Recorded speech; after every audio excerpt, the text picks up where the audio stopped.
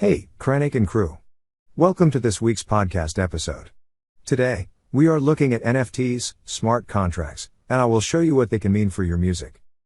I feel it is about time that we discussed NFTs and smart contracts. Someone recently requested a post on this subject, so I am providing it here. However, I didn't really understand them myself until recently. In this podcast episode, I clarify what the NFT, or non-fungible token, is and also how the smart contract proves your ownership of the non-fungible token. We will also discuss what the blockchain is and how you can prove ownership of your NFTs with smart contracts and the blockchain. Furthermore, we will also discuss how NFTs will apply to you as a musician, so read on. What are non-fungible tokens? NFTs or non-fungible tokens are a mystery to many. However, lots of people are talking about NFTs and smart contracts. They have become big news over the last year. The word fungible sounds like a nonsense word. The real definition of non-fungible tokens is basically tokens that are unique and you cannot replace those particular items. What kinds of items apply to non-fungible tokens? Although items can be copied from one item to another, an item can be differentiated by various different characteristics. For example, a coat may have a small tear on the seam under the armpit. It may have a name in it such as John Smith. This makes the coat unique. If John Smith owns a coat with his name sewn into the back of the neck and he has a tear under the armpit, you can have John Smith's coat. This works out pretty well.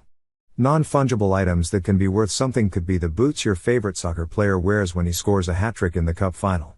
It could be the guitar that your favorite guitar player plays at a world-famous gig. What products apply to NFTs and smart contracts? NFTs and smart contracts are used mainly for digital products. I know that every digital product can be reproduced in seconds. This is where smart contracts come in. You don't have smart contracts for physical items such as those listed above. They are only for digital products. Well-known products that have sold for serious amounts of money include the first ever Twitter tweet. This went for almost $3 million. Furthermore, one image went for $69 million. How do smart contracts prove ownership? Owning a non-fungible token can be proven through something called the blockchain. The blockchain works as a banking system which electronically records the purchase of NFTs and smart contracts. Therefore, if you want to spend $6 on pizza, this system will record that. Are there any differences between the blockchain and your regular banking systems? There is a big difference between using the blockchain and your regular banking system. This may put you off using the blockchain. The main difference is that ownership of your NFT is recorded for anyone in the world to see on the blockchain. Therefore, you can prove that you own an item as it will show up on the blockchain. This may put you off. Do you really want other people to know what you are spending? However, it does prove your ownership. In fact, this is the only way to prove that you own certain digital products. Do NFTs and smart contracts use real-world currency? The short answer to this question is, no. They use a cryptocurrency and not any real-world currency. Personally, I don't believe in cryptocurrency. You don't walk into a shop and ask how many bitcoins they will accept. You always use the local currency. Therefore, in the USA, shops use the dollar. In the UK they use the pound. If you're in the Republic of Ireland or somewhere else in the European Union, there is a good chance that you will be conducting business in euros. You don't barter at the market with Bitcoin. It just doesn't happen. How do NFTs and smart contracts apply to your music? This can actually work out pretty well for the buyer of the NFT. This is because music can generate royalties. If you made a song and someone decided to purchase it as an NFT, being the first time you had worked on that song, and that music is played on a radio, film, TV, etc., the buyer of this music as an NFT will be paid royalties for the numbers of people who listen to the music, etc. Ownership of non-fungible tokens in music will give you the rights to make money from it. Furthermore, the NFT owner would generate 100% of the rights to sell that music through production music libraries and make 100% commissions. NFTs and smart contracts in music don't only apply to music itself. A logo could also be purchased. This would also give the NFT owner the rights to sell those logos. Therefore, whenever someone downloads and uses an image, the NFT owner will get paid.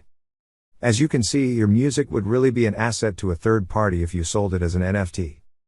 Example of a blockchain. One example of a blockchain is Ethereum. Their currency is known as the ETH. This is just another cryptocurrency. As I mentioned before, I don't really believe in cryptocurrency. They are worthless in your high street shops. That makes it a big waste of money in my view. However, some people really do value this currency.